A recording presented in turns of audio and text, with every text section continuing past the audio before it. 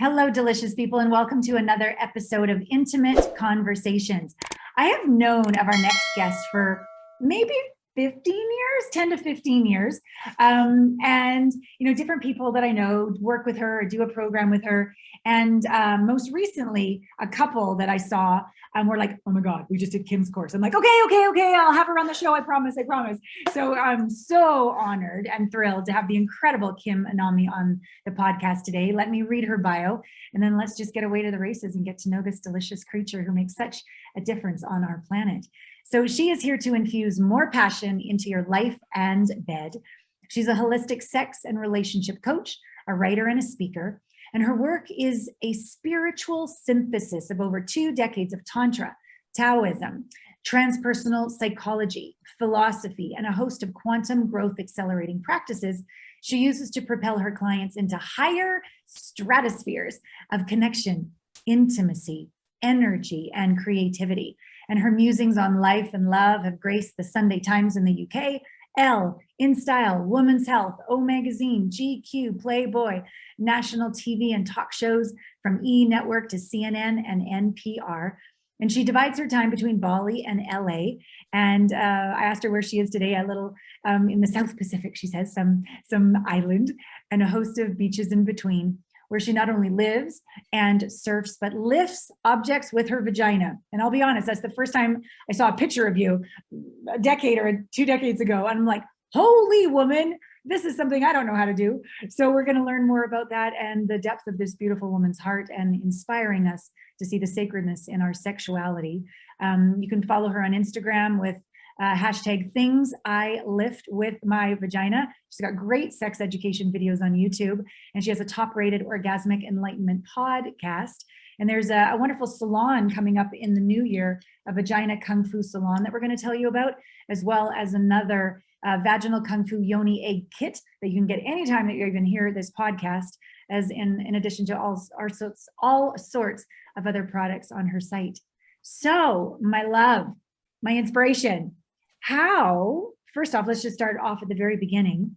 Like, let's say a little girl who just first discovered her vagina. Tell us what it was like to be born as you. Like, did you know coming in, oh, this is what I'm meant to be? Or what was your story about coming into such a beautiful relationship with your sacred yoni, your vagina? Well, first of all, thank you so much for having me and for that wonderful introduction.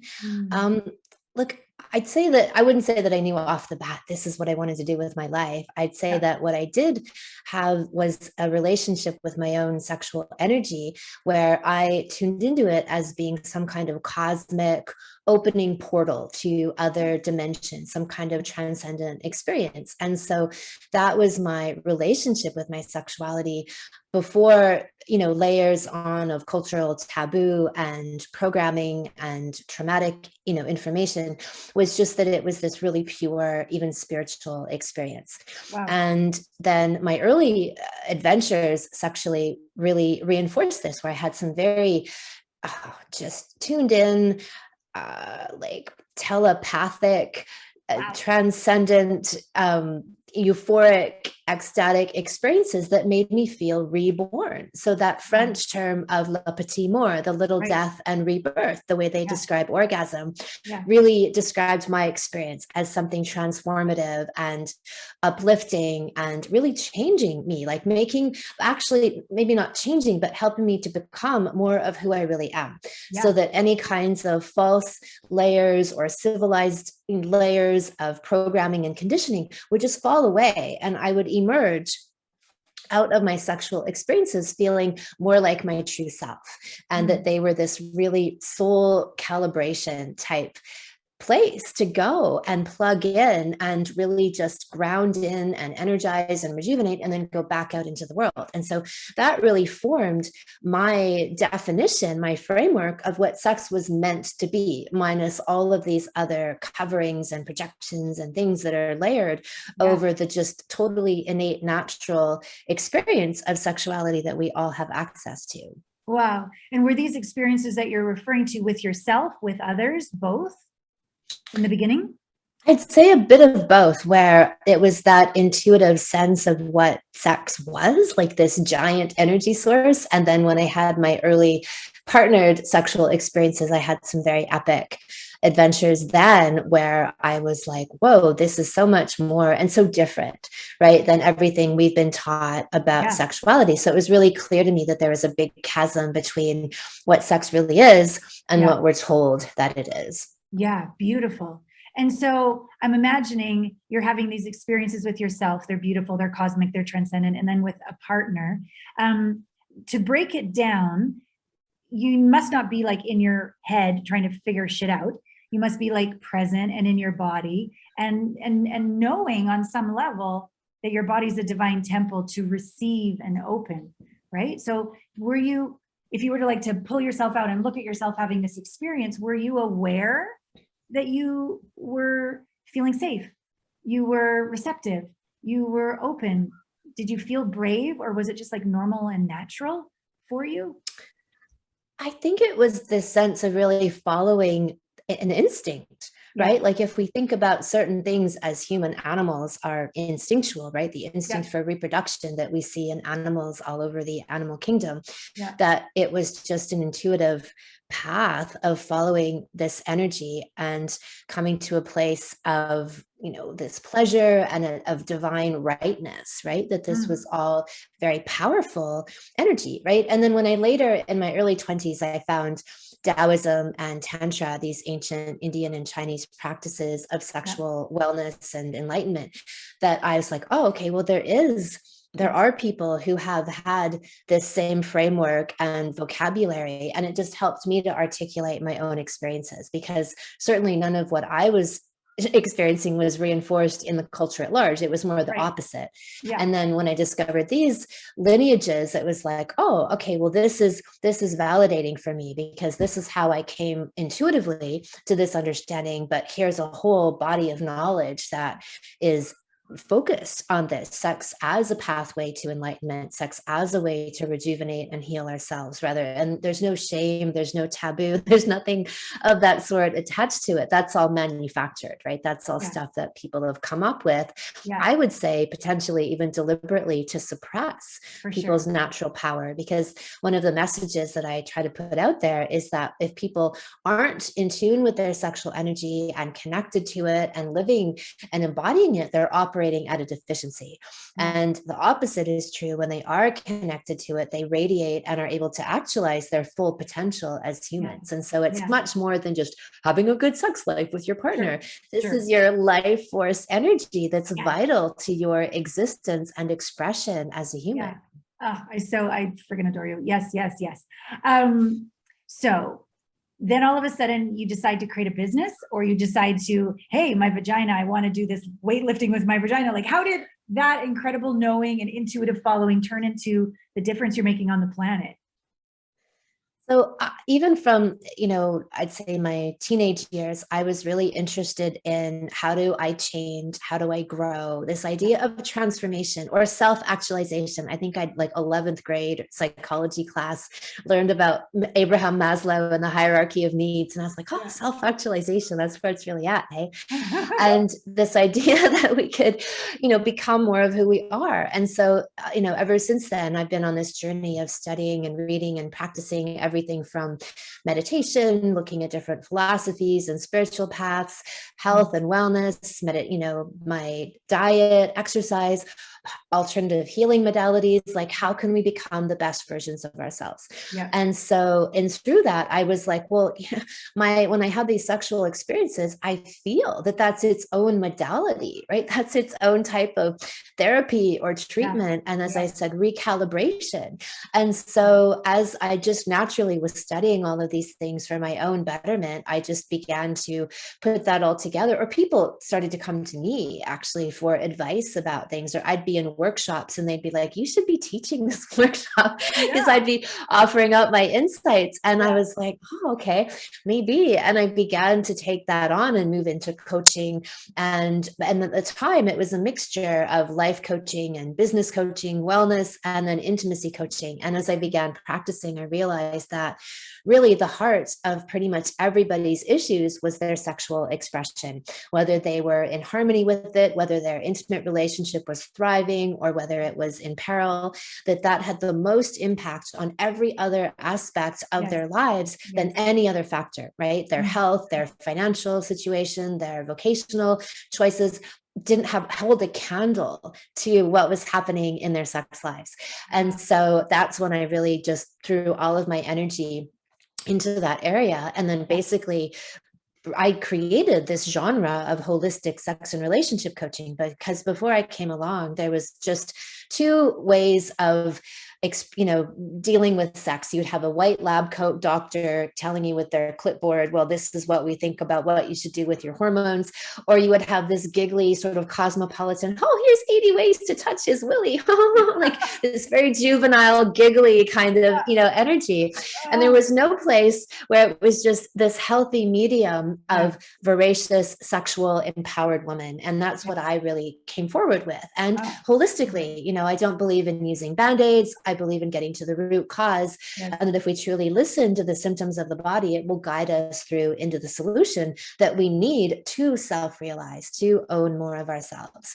And so that was the whole, thing that I created that's now morphed into, that's a whole genre now, right? Of holistic sex coaching. And then the vaginal weightlifting part was part of the Taoist practice, where they use a jade egg to strengthen the vagina. And so I was teaching that early on and using it, decades ago. And then over the years of working with women, they would come to me and talk about having urinary incontinence issues and confide, thinking something was wrong with them, saying, Kegels, they just don't work for me. I don't know what's wrong with me. And I realized after countless women coming to me, like, they don't work for anybody. People just don't talk about it, right? But they were talking to me. So when I investigated it, the original Kegel exercise invented by Dr. Kegel in 1947 involves using a device inside of the vagina, which essentially acts like a weight, the way we train with weights for feedback and resistance. There's no body weight equivalent with the vagina. You need something in there to basically grip and contract and move to actually develop those muscles. And so I was like, well, maybe I'll just start teaching these women the jade egg. And then as I did, I was using it myself, but I didn't have any major issues to come back from, right? That could made a real, partners would notice immediately. They're like, something's different with your vagina. Just in using the jade egg a little bit, they could feel the difference straight away. But, I remember giving it the practice to a woman who'd had urinary incontinence for 20 years. And she used the egg for 1 week and she got rid of it. She couldn't go on a trampoline. She couldn't run without wearing some kind of pad. Her whole life was impacted by this, and 1 week eradicated it permanently. And so just from using this muscle that in most women goes fully atrophied and that doesn't get any proper exercise, because a Kegel that's just flapping the vagina at random in the wind isn't actually a real Kegel, and it's ineffective. So that, and then because I'm a big believer in, like my big passion, I'm a creative person. And I believe, as I say, that when you're in touch with your sexual energy, it is our creative life force. And if you're really in tune with it, then you'll become more creative in every part of your life. And that doesn't just mean that you start painting or drawing. It means that everything you do becomes infused with a higher level of brilliance and inspiration and genius. And whether that's cleaning your house or parenting your children or gardening or your expression in work as a lawyer, like all of those things get up leveled. And so, for me as a creative person, then I would come up with all these ideas of how to promote my work. And so as I was promoting vaginal kung fu and how to work with the yoni egg, I came up with this campaign, #things I lift with my vagina, where I would travel the world and lift objects indigenous to various regions with my vagina, with this jade egg, and have photos of me in the mountains of Morocco, in Venice, Italy, lifting chandeliers, lifting a piece of the Berlin Wall at the Berlin Wall in Germany, like the Great Wall of Vagina. So that was my trajectory. And then those campaigns really took off, I think, because there was so much joy and integrity behind them, right? Like this was a, and a really powerful moment. I call it post 50 Shades of Grey, where the mainstream media suddenly became more open to talking about sexuality because they just had this phenomenon of 50 Shades of Grey, going from a self-published book to this, whatever, 250 million copies sold to then this blockbuster movie. And these publishers, had to pay attention, right? Yeah. Or these media outlets had to pay attention. And suddenly I got invited to go on a television show, a major US network, and shoot ping pong balls with my vagina. And I was like, how, pray tell, are you proposing to get that onto mainstream television? And they said, well, we'll put you behind a screen, like a silhouetted screen, and people will see the ball. And I was like, okay, look, I'm not doing that, but I sincerely appreciate that we're having this conversation. And I went on to this show to do some other, interview demo thing instead. But I just thought it was really telling that we had reached this place where a major network thought it would be a great idea to show a woman shooting ping pong balls to demonstrate the strength and power of the female genitalia. I love it. I love it. Wow. So back to the woman who had the incontinence and then in a week, the difference, and back to the gentlemen that would say, hey, your vagina feels a little different than other vaginas. Let's go to you, Kim. What's it like to be you? So we know about you knew it was this cosmic opening, this transcendent experience. We know that you've been highly trained with Indian or Taoism, etc. We know that you're following your self-actualization, your intuitive path. Who has Kim become? Who have you become physically, emotionally, spiritually on this path, like loving yourself as this creative, feminine, sacred sexual being? What's it been like to be you, and where are you going next? What is inspiring you about being you? Well, I'd say that for me, my two main passions are sex and God. I'm interested in sexuality and in spirituality, and they actually are much more similar than we've been led to believe and programmed to believe, right? Where people mostly think that sex is over here and God is over here and never the twain shall meet, where I believe there's actually more similarities to the sexual experience in this idea of surrendering and opening to this other power, this energy, this force that's greater than us, right? And then having this connection of flow and divine inspiration, feeling at one, there's so many similarities. And so for me, those journeys have been intertwined over the years, that as I became more self-expressed and self-possessed and took chances in putting my work out there, because I was the first in this territory that, nobody had done it first, right? I was putting all these different things out there and my ideas out there. And there's a certain courage that goes along with being the first to do something, and a reward then, right? Like with great courage comes great reward. Yes. And I'd say that it really helped me to become more fearless and more not give a shit, right? Like not give a shit about what other people think about me and their opinions about me, which was pretty essential. If you're going to be breaking ground in new areas, you can't have that, or you won't be able to do it. And so I would say, and this is something that I talk about in my work, is that when women especially become what I call the well fucked woman, meaning this is a woman who's really in touch with and inhabiting her sexual energy. And this can be a woman who is coupled and a woman who is single. It's not about just how much sex you're having, but it's how you're using your sexual energy in a creative and conscious way as a tangible energy source. And so as we do that and we become to inhabit that part of ourselves, we change, we radiate a different kind of energy and magnetism that they feel and they're attracted to. And then another hallmark that happens is women really disregard that, desire for approval, that idea of people pleasing and seeking out, should I do this, feeling hesitant, which I think is a real handicap that we face as women in our culture is I think we get that more than men get that. And so through becoming sexually self-occupied is that we shed that. And so for me, that was a really big thing, was like moving into these spaces of not caring what other people thought of me and really owning my choices, owning myself, stepping further out into my creativity and enjoying the process of taking chances creatively, of speaking my truth, even if some people didn't agree with it. It's like, who cares, right? Like, and truly not trying not to care, just not caring.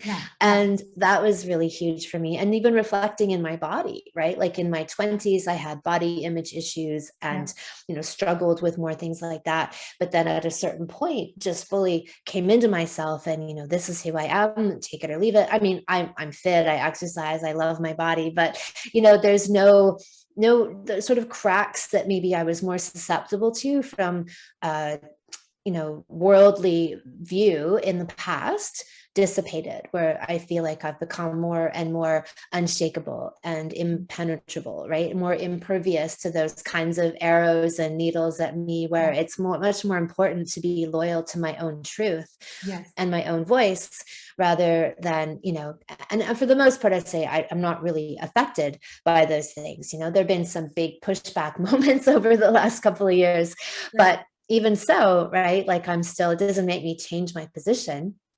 So I think that's a really big payoff, on the journey. And then just feeling, I'd say, really grateful that I, after all of the meandering and, putting together my life path, one step at a time, have been able to take all of that and then channel that and give back to the world as my gifts, as the things that I teach, and become a beacon for other people and to help shine that light, to help them find that in themselves, right? That I can be the guide for that. So I feel really grateful to have that dharma that I have tapped into and am able to share. And I believe that that's really what life is all about, is finding our gifts and giving our gifts. Totally, completely.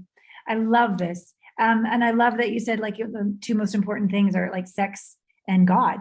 And for me, when I'm in my happiest place, I'm making love with life. Like I'm here to penetrate life. Life is penetrating me. It's this beautiful symbiotic relationship.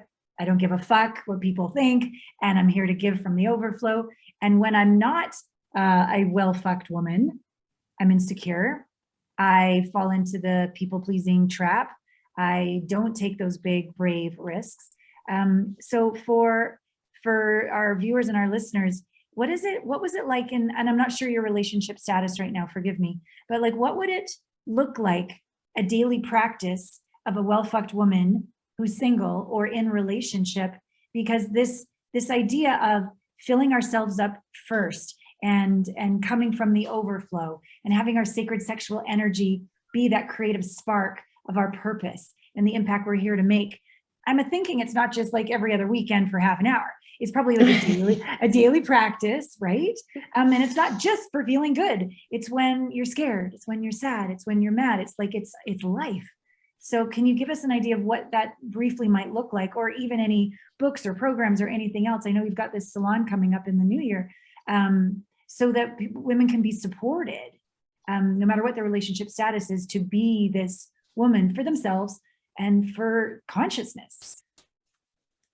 Right. So I would say that, the way that I frame this idea of our sexual energy and power as life force energy. And so this is where we can go to plug in, to get renewed and rejuvenated and even healed. Like in the ancient Taoist culture, they looked at sexual energy as healing medicine. So the same way that they had their practices with herbs, herbal medicine, acupuncture, acupressure, sex was medicine. And you would go to your doctor of the day, your Taoist physician, they would take your pulse or do a tongue diagnosis, and then they would give you a prescription of some herbs, some acupuncture, and then tell you to go home and have sex in a variety of sexual positions for 30 days, every day, because it might direct healing energy to a certain part of your body, right? Wow. So for example, reverse cowgirl position with a woman straddling the man, because her kidneys are arched over and exposed, it's pulling or directing healing energy into the kidneys. So Yes, Wow, exactly. that's amazing. So yeah, and that's a totally different way, right, to look at sexual expression than what we normally see out in the world. And so if you look at it that way, that whether you are self-partnered or have you have another a partner, that it's still the same thing. You can go to your vagina. I have another hashtag, powered by vagina, to demonstrate that that's where I go for energy. So, through self-pleasuring practices that are more conscious and rejuvenating and involve breathing and awareness that we apply to ourselves and or with our partners, that can be, I would say, if not daily, like 3 to 4 times a week, right? Where you think of it just the way that we nourish ourselves with food and with water, we nourish ourselves with that sexual energy. It's actually a source of power and energy and consciousness.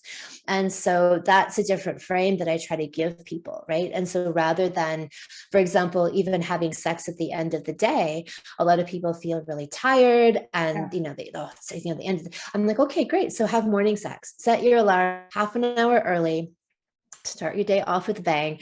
And, you take that time and you connect with each other. And even scientifically speaking, like all of the hormones and neurotransmitters that are generated through sexual contact are like a high. I often say, I don't do coffee, I do orgasms, because that's how powerful they are.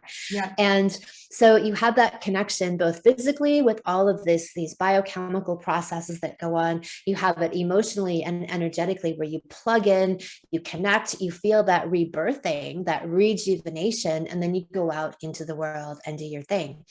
And same thing with singles, right? That they can have a self-pleasuring practice where they have that same connection and plugging in.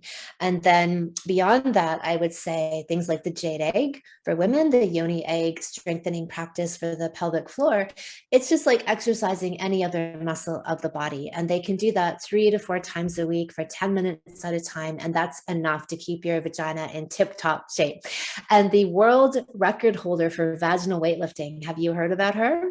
Well, that's got to be you. Please tell me it's you. I think I'm number 2, actually. Oh, that's not Her name's fair. That's not okay.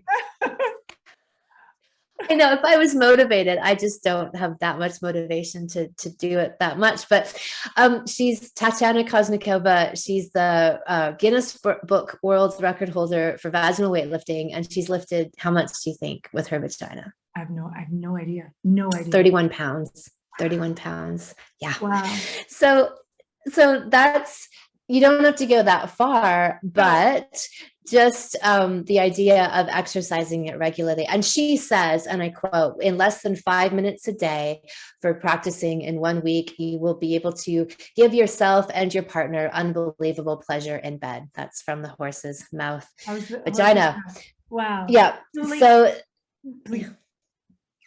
Oh, I was so that's. Oh, no, you go first. Okay. So I would say regular sexual connection, doing some kind of vaginal or penile exercise. There's penile weightlifting for men as well that I teach in my men's program. And so that's the exercise component. And then intimately connecting, because the thing that really greases the wheels of the couple's of their sexual connection is also being emotionally connected. And it's also going to be the thing that prevents them from having deeper sexual connection, is that they have this whole bevy of blocks. It's like feng shui of your house. If you've got all this clutter and mess and debris everywhere, the energy flow doesn't really work. If you have that in your relationship, the energy flow doesn't really work. And so a big part of my own practice with people is to help them clear the space between themselves, with each other. Let's say somebody has a history of trauma or, bad experiences in their past. All of that stuff has to be brought to the surface and illuminated and healed in order to be these free flowing vessels that we're meant to be. But most people are so blocked and stuck with their internalized beliefs, the past experiences that they've had, that they can't fully lay claim to that energy. And it feels like it's really far away. And so a huge part of the work that I do is just educating people about what's possible, right? I have my podcast, Orgasmic Enlightenment, my YouTube channel, where it's all about here's what's really possible. And I have something I call the Anami guarantee, which is that every woman can have life-changing, deeply pleasurable G-spot, cervical, ejaculating orgasms, can shoot ping pong balls across the room and have a ravenously high libido. Every man can learn to separate orgasm from ejaculation or make love for 8 hours at a time. Every single person can do these things. It's not a case of some people can, and oh, poor you, you're just one of those people who can't, but don't worry about it. It's okay. And I'm like, no, it's not okay, because you're lying to that person, right? You're actually patronizing them by saying, oh, everyone gets a participation trophy, that sort of mentality, right? Where it's like, no, they're actually really missing out, and they can do it. It's just that power is hidden under a whole slew of factors, right? From trauma to the beliefs they have, and mythology about sexuality, like this idea that not all women can have orgasms, which is utterly untrue. I guarantee that all women can. I fully guarantee that. So all of that, that's part of the work that goes into clearing that space, right? To be able to, if someone's feeling like, oh, have sex 4 times a week with my partner, I can't even imagine that, right? They're just feeling so disconnected and separated from them. Then this is where we need to roll up our sleeves and get into this deeper internal shadow excavation work to see, well, what's happened? You know, why are we feeling this separation and estrangement, and how can we get back there? And what have we not dealt with? That's essentially what it comes down to, right? Is what have we suppressed, ignored, swept under the carpet, and tried to just go on without actually resolving, right? And that's a pretty larger overarching theme, I'd say, for the whole world right now, is like this idea of illumination and getting clear on what's in the shadows that we need to look at. And that's where our true healing resides. Yeah, I so agree.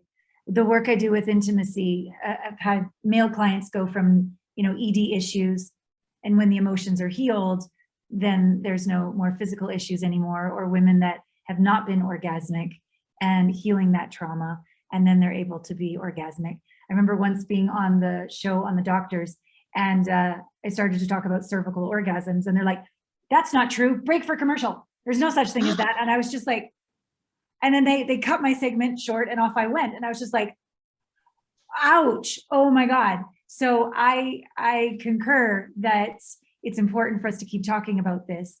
And when you say to the viewers and the listeners right now that all women can have orgasms, and they were saying on that very same segment, no, they couldn't. I'm like, cut to commercial. And I'm like, so I'm so grateful for you and the work that you do, and my version with intimacy and emotion and sacred sexuality, etc.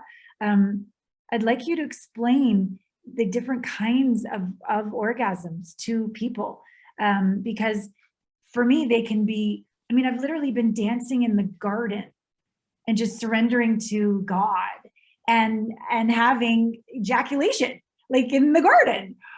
It's not a party trick I can do on command, but I'd like people to know the beauty, the majesty, the rapture.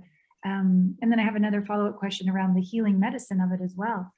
But tell us about all the different kinds of orgasms that people can have.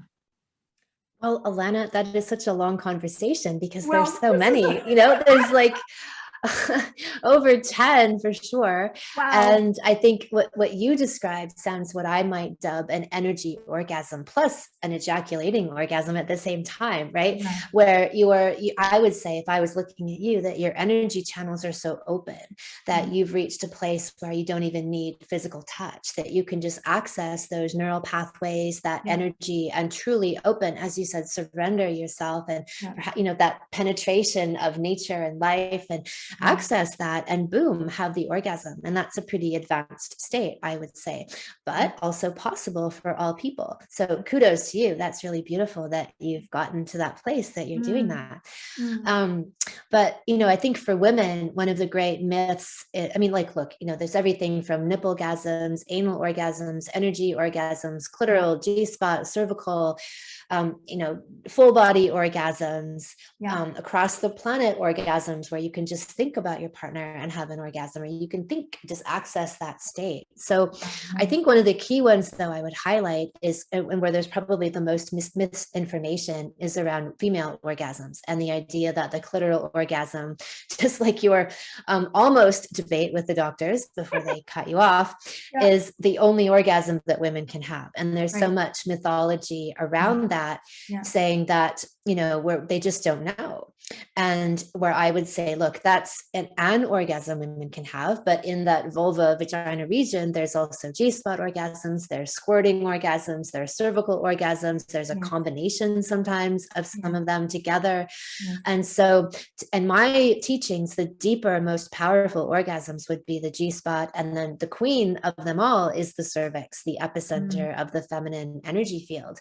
And that if women are only having clitoral orgasms, it's like literally the tip of the iceberg. It's 10% of the pleasure that they can access, and the rest of it, 90% of it, is in the vagina. And those are the orgasms that really change your life. And one of the big barometric questions that I ask people is, does sex leave you feeling energized, rejuvenated, transformed, ecstatic, and like it changed your life? And if not, then you're doing it wrong. And that's not a judgment. It's just to say that sex ought to leave you feeling like it's made you into a better person, versus just using it as a sleep aid, right? It's like a stress relief tool. That's a very basic application of what it can be applied for, versus it's actually a spiritual tool to make you into a better person. And that's what's always been the most fascinating for me. That's why I do everything I do, not because people should just jerk off and put themselves to sleep, but because this actually turns you into a fully self-realized and much more advanced person if you're using it consciously. And so the cervical orgasms are fully deep, transcendent, and really requires surrender. So what you said about being outside and surrendering and opening, if a woman can't access those places, like let's say she's in a more guarded, superficial, or say casual sex relationship, or she's just got a whole ton of built up issues with her partner, she's probably, she'd have a bunch of walls and barriers up, defenses between her with that person. And then she's not going to feel surrendered. She's not going to feel open. And so she's not going to get to these deeper places of orgasm. She'll be lucky if she can even have a clitoral orgasm, because much less is demanded on a more emotional, fully opened up level. If a clitoral orgasm is much more physical and superficial, it'd be much easier to just rub a clitoris and bring it to that place, versus everything that it's entailed with a deeper vaginal orgasm. So I say these are the orgasms that are essential medicine for women, because they are that life-changing. And that was what, I had those orgasms very early on in my sexual history. And again, that's where the bar was set, this is what sex is. This is what sex. This changes your life. That makes me into more of who I really am. This is what sex is, rather than more of these like compulsive, like lust-driven adventures. And again, no judgment. It's just that I'm always looking at what's the best use of my energy, right? How does this make me into a better person versus detract, right? You can have an experience of sex that's guilt-inducing and makes someone feel worth less even, and diminishes who they are, versus the opposite that I've said makes them feel like they are the best of who they are and propels them forward in their life. And so that's my whole point, is that that's what sex ought to be for everybody. So beautiful. I did a martial arts course, and there was a way that we were breathing with our from our perineum to our pineal, and our eighth chakra, and something happened where normally when I have like a direct experience, it almost feels like I leave my body, and I have it with the whole universe. But this one was like somehow inside my body, and I was just crying for a good 5 minutes, just going, "It's not stopping. I'm just still making love with the universe." And then that night when I made love with my lover, and this has never happened before, it was like that place that I would normally orgasm. It was like, "Oh no, come here." And I was like, okay. So I would go to this next place. It was like, no, there's another. I'm like, just let me orgasm. And it was like, nope, there's another door. And I'm like, and then the orgasm was, I was sobbing. I was just sobbing. So these different kinds of orgasms did feel like a deepening, an expansion, a coming home, a beyond comprehension. So I love I love this conversation, and there's few people I can have this conversation with, so I'm really grateful for you right now. And I just broke up with my boyfriend 10 days ago, and I'm still crying. And the healing medicine, as a single woman, what would you recommend? Because I'm just getting off, because I don't know how to heal it, but I know it can. And I know what it's like where God is my lover, and I know her, but I lost her in this relationship. I didn't feel met, and I was patient, and I was encouraging, and I was alluring, and I was in all that stuff, but it just never got there. And it feels like a part of me didn't die fully, but I really want to get her back. Yeah. Well, lots of compassion for you right now. And I really appreciate that you're so open and honest about where you're at. And I think there's even healing medicine in that, of just being so transparent. The last big breakup that I had was many years ago, and I was totally devastated. It was really quite abrupt, and I was in shock and so in love with this person, and just it's just in shock for a long time. And then it was like, okay, I'm good at grieving, right? And so something that I always encourage people is, and I assume that you'd probably be pretty good at this too, is just allowing that grief to come wherever, whenever. I cry in grocery stores, I cry, in public, like I cry no shame. On podcasts, like it's all good. Yeah, you have no problem with that part. But then I felt like I needed to get that energy moving, right? I was like, okay, you give yourself that time to grieve, and then I had to like channel that somewhere. And so I created this practice, meditate, masturbate, create, that gave me like kind of an outlet for it, where I have a daily meditation practice anyway that I do every morning. But in the middle of the day, I would do it again, where I use a mantra. And so I chant, and the mantra that I use is called HU, HU, which is an ancient name for God, spirit, energy, the universe, whatever you want to call it. Rumi wrote about it in his book as the word, the voice, the sound of God. And so I chant that. And then I, would self-pleasure for anywhere from, 20 to 45 minutes, and then try to access that place of surrender and those deeper orgasms, and let the tears be my resolution and be my healing expression.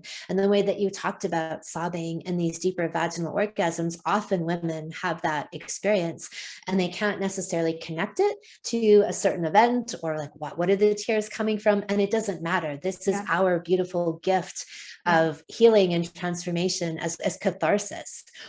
For women, as women, this is our therapy that we can access through our vaginas. And so I would say that the answer is actually in your vagina. And that often when we are self-pleasuring after a recent breakup, the energies of that person are still there.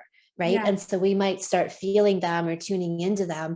And I would say just allow that to come up. And then any grief connected to that, just let it come up and purge it and purge it. And then when you feel some kind of shift or completion or whatever it is, stop and then go and channel that energy into some creative project. So whether that's something that you're writing or decorating your house or planting new seeds, I think that's really symbolic, actually, planting new seeds into a garden, some kind of new ritual. It's a way of moving that energy and catalyzing it and transforming it into something else, right? Without avoiding it in any way. And so I would say that the answers are in the vagina, that the road is actually via the vagina, that's the great catalyst and cauldron, alchemical cauldron. Yeah, I love this. Thank you. And I'm 51. So I had a cycle like 8 months ago. And then before that, it was like 6 months ago. And right when I broke up, the week after I just left, like a couple days ago, I got a cycle again. And it really feels like a shedding of my body saying, okay, we're going to let him go. We're going to let the pain go. So I do so appreciate this conversation of honoring the wisdom and the path of our vagina for our healing, our evolution, and our creation. So thank you, Kim, so much. And for your grace of being so receiving of my vulnerability. I appreciate you. Yeah. I imagine this salon that's coming up. I'd like you to talk about it in just a moment. a safe place for women to grow and explore and become their best selves and self-realized. I want people to know I'm going to put all of these in the show notes. There's a yoni egg kit, a vaginal kung fu yoni egg kit, all year long available. La Petit Mort collection, Anami crystal elixirs, sex nectar. So you can click all those links within the show notes and discover more about what she's offering. But why are you turned on and enlivened by this salon that you're doing in the new year, the Vaginal Kung Fu Salon? Well, first of all, I just wanted to honor you and feel that I say that I feel honored that you would share your emotions with me and your experience with me and to your whole viewership. That's really brave and I think healing thing to do as well. So the Vaginal Kung Fu Salon, yeah, it's kind of like the crown jewel of my offerings. I run a different series of salons throughout the year. Vaginal Kung Fu, coming together for couples, how to be a well-fucked woman, sexual mastery for men. And then I have a holistic pregnancy and ecstatic birth program as well. But this Vaginal Kung Fu is all about that jade egg and how to use the jade egg and using it in a more, not just physical way with guided exercises, but an energetic way as the symbolism of the egg, right? The seed, the healing, that new birth, the new life, and how our reproductive organs as women really are our creative vessels, right? This is how we create new life. And so if we're not creating babies with our sexual energy, and especially if we're past a certain point of making babies in our life cycle, then we can take that energy and channel it out into the world, into everything we do. So that's really the essence of the program is, yes, strengthening the vagina, but it's strengthening and healing all of our sexual stuff, and then learning how to own that energy and use it as a creative power source. And so we cover everything from, different guided visualizations to heal sexual trauma and other techniques related to that, breast massage, all these different other practices around holistic wellness and healing for the vagina and our sexuality in general. And then I have a shortened version of that program that's available through my Anami Alchemia shop, which is a jade egg kit, and Salon, which is the egg and basic instructions for it and some guided visualizations as well. Beautiful. And people would want to join it in person rather than do the kit because when they just got the kit you can access any time of the year. It's a do-it-yourself. There's pre-recorded material, but the online salon, Vaginal Kung Fu, runs once a year for 8 weeks, and then you have me along there live. Like I have a weekly or like every 2 calls a week, 1 or 2 calls a week, where it's a live Q&A session, and people can join in together in a Zoom, big meeting, and I'm available to troubleshoot and answer any questions that people have along the way. So there's a whole community element to it, as well as access to me as a guide. And then people who buy that egg kit can actually use that and apply credit from that kit towards the full-length salon if they want to. Sounds wonderful. Beautiful. Well, this is exactly you're the healing medicine I needed to hear today, sister. So thank you so much for who you are, all that you shared, all that you do. So I'll have all these links in the show notes, everyone. And I know there's more than one nugget. I'm sure it's been blowing your mind and your beautiful vagina open wide listening to this conversation. Be sure to take time when this interview is done to stop, reflect, and take an action, because an experience is just an experience, but it's when you slow down, reflect, and then take an action that the trajectory of your life changes forever. So please allow this conversation to not just awaken and inspire you, but literally change you for the rest of your life. So in conclusion, I was going to say from your heart to the viewers, but I just feel like it's from your vagina to the viewers. How would you like to complete this beautiful conversation? To let everyone know that it's possible for everyone. And if you've been told or bought into the idea that, you just have a low libido or you aren't someone who can have these kinds of orgasms, I say that's all untrue. And I guarantee that every woman can be a healthy, multi-orgasmic, voracious woman. Every man can fully claim and lay power to his sexual energy. And all of the experiences that I talk about are possible for everyone. And so to get some of that inspiration, I suggest checking out my podcast, my YouTube videos, and you can just get a sense of what's possible, right? You don't know what you don't know, and come and listen. And I have a segment that I feature alumni from my salons called the Well F&cked All-Stars. And I interview people who may have gone from, let's say, never having an orgasm in their entire life to now being cervical orgasm, ejaculate across the room, shooting masters, right? Because they've taken that steps and they've worked on themselves. But I like to show that from, you know, people besides me achieving these things, so that it shows other people, okay, if she can do it, I can do it. And that's what I want to just constantly reinforce to people, right? That is my Anami guarantee. Everyone can. This is going to be part of my new affirmations. I'm a well-fucked all-star. You have now given me another wonderful deliciousness to incorporate. People join my salons and they're like, yeah, I want to be one of the all-stars. I want to be a well-fucked all-star. That's my goal in the salon. I love it. It's become this thing. Well, I look forward to that. And I look forward to the next time we get to connect. Thank you so much for your time. I'll officially say goodbye to you after I press pause. But again, be sure you take an action, sign up for the salon or any of these products, and follow her podcast and YouTube videos and hashtags on Instagram. We hope you've had a delicious time with us today, and that something woke up inside of you. This intimate connection with your sacred sexual energy, this life force energy is your birthright. So may this conversation awaken you. We love you with all our hearts.